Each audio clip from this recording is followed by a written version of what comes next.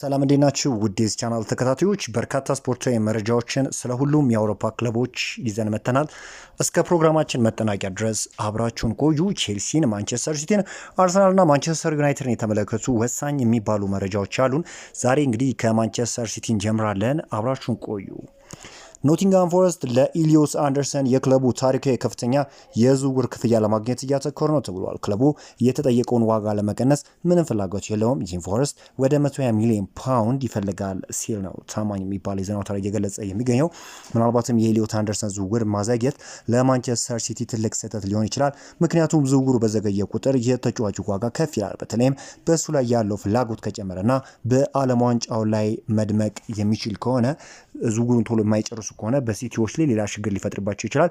እስከ 120 ሚሊዮን ፓውንድ ድረስ ኖቲንግሃም ፎረስቶች ለተጫዋቹ ይጠይቃሉ ተብሎ ነው የሚጠበቀው። በጣም እድሜውም ገና ከመሆኑ አንጻር በፕሪሚየር ሊግ እየፈጠራቸው ያሉት ተጽዕኖዎች፣ እየሰራቸው ያሉት ስራዎች የተጫዋች ውዱ ተጫዋች እንዲሆን ያደርገዋል ተብሎ ነው የሚጠበቀው። ነገር ግን ካለው አቅም ካለው ፖቴንሻል አንጻር ከፍተኛ የሆነ የዝውውር ዋጋ ቢወጣበት ያንን ክለብ ይጠቅመዋል እንጂ ዛት ማች ይጎዳዋል ተብሎ አይጠበቅም። ስለዚህ ሲቲዎች ሌላኛውን የዝውውር ጥያቄ ለማቅረብ ዝግጁ እንደሆነ ነው የተገለጸ የሚገኘው።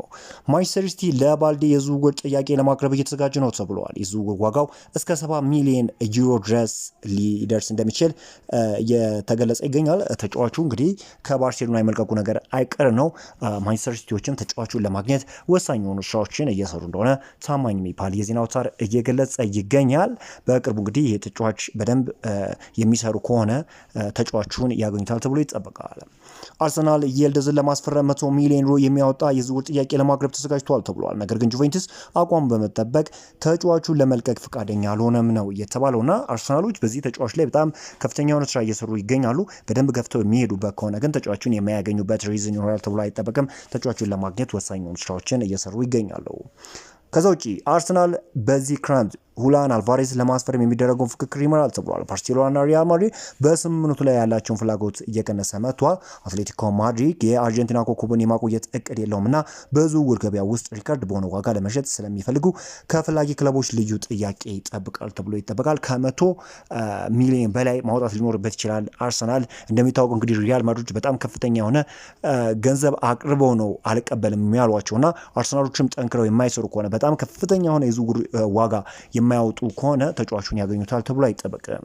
ሌላኛው ሞርጋን ሮጀርስ በዚህ ክረምት ወደ አርሰናል ስለመዘዋወርና የወደፊት ዕጣ ፈንታውን በሚያወራው ወሬ ላይ እንዲህ ሲል ተናግሯል። ለመጀመሪያ ጊዜ ሲከሰት የተለየ ነገር ነበር። በአንተ ላይ ያለውን ፍላጎት መጠን ስለምታውቅ ምቾት በማይሰጥ ሁኔታ ውስጥ ትገኛለህ። ነገር ግን እንዲህ እየጨመረ ሲሄድና ልምድ እያየ ስትሄድ የጨዋታ አካል እንደሆነና 95 የሚሆነው የሚነገረው ነገር ተራ ወሬ ብቻ እንደሆነ ትገነዘባለህ። በእርግጥ የሚወራው ነገር ትሰማዋለህ። ሙሉ በሙሉ ችላ ማለት አትችልም። እዚያ እንዳለ ታውቃለህ። ግን ወሬውን በአዎንታዊ መንገድ መጠቀም አለብህ ብለዋል። እኔ በብቃት ላይ ለማተኮርና በሜዳ ላይ መስራቴን ለመቀጠል እሞክራለሁ። ስለ ወሬው ምላሽ አልሰጥም ሲል ሞርጋን ሮጀርስ ተናግሯል።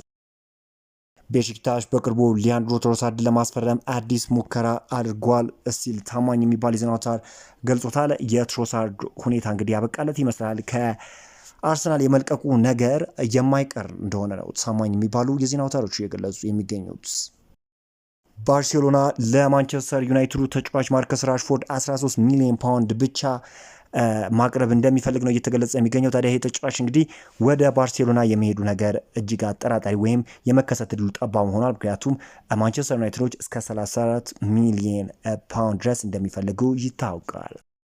ማንቸስተር ዩናይትዶች በኢሊዮስ አንደርሰን ላይ እስካሁን ድረስ ተስፋ እንዳልቆረጡና እድል እንዳላቸው እንደሚያምኑ ተገልጸዋል። ከቀናት በፊት እንግዲህ ፎረስቶች የሲቲን 80 ሚሊዮን ፓውንድ ውድቅ ያደረጉ ሲሆን ዩናይትድም የተጫዋቹን ዋጋ ከዚህ በላይ እንደሆነ ተነግሯቸዋል ተብሏልና አሁንም በማንቸስተር ሲቲና በማንቸስተር ዩናይትድ መካከል ያለው ውድድር እንደቀጠለ ነውና አዲስ የዝውውር ጥያቄ ማንቸስተር ዩናይትዶች ለዚህ ተጫዋች ያቀርባሉ ተብሎ እንደሚጠበቅም እየተገለጸ ይገኛልና የተጫዋቹን ሁኔታ ማለትም ኢሊዮስ አንደርሰን ለማስፈረም ሁለት ክለቦች ናቸው የሚወዳደሩት፣ ማንቸስተር ዩናይትድና ማንቸስተር ሲቲ ይሆናሉ ተብሎ ይጠበቃል።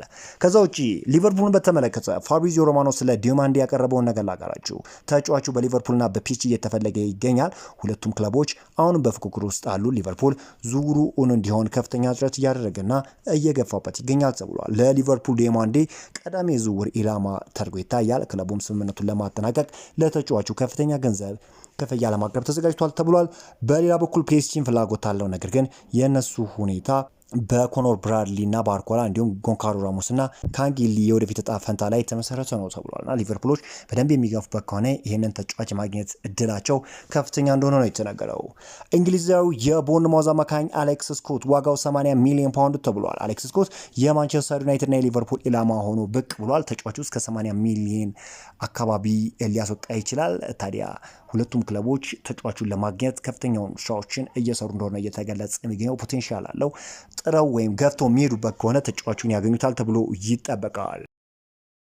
ማድሪድ የማከለስተር ትልቅ አድናቂዎች እንደሆኑና ይህ ተጫዋች እንግዲህ ወደ ማድሪድ የሚያቀናበት እድል እንዳለ ከሊቨርፑል የሚለቅበትም እድል እንዳለ ነው እየተገለጸ የሚገኘው። ስለዚህ ማድሪዶች የተጫዋቹ ሁኔታ እየተከታተሉትና ተጫዋቹን ለማግኘትም ወሳኝ ስራዎችን እየሰሩ እንደሆነ ታማኝ የሚባሉ የዜና አውታሮች እየገለጹት ይገኛሉ። ሊቨርፑልና የጃቪየር ፓርከር ወኪሎች የኮንትራቱን ድርድር መጀመራቸው ተሰምቷል። ሁለቱም ወገኖች ዝውውሩ እንዲፈጸም ይፈልጋሉ። ፓርከር ራሱ የሊቨርፑል ደጋፊ መሆኑም ለጉዳዩ መሳካት ትልቅ አስተዋጽኦ ይኖራል ተብሎ ነው የሚጠበቀው።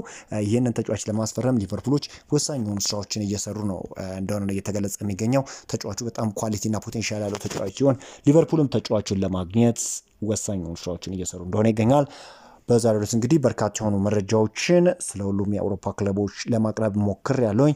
በነገው ዕለትም አዳዲስ ስፖርታዊ መረጃዎች ወደ እናንተ የምናቀርብ ይሆናል። አብራችሁ ስለቆያችሁ ከልብ እናመሰግናለን።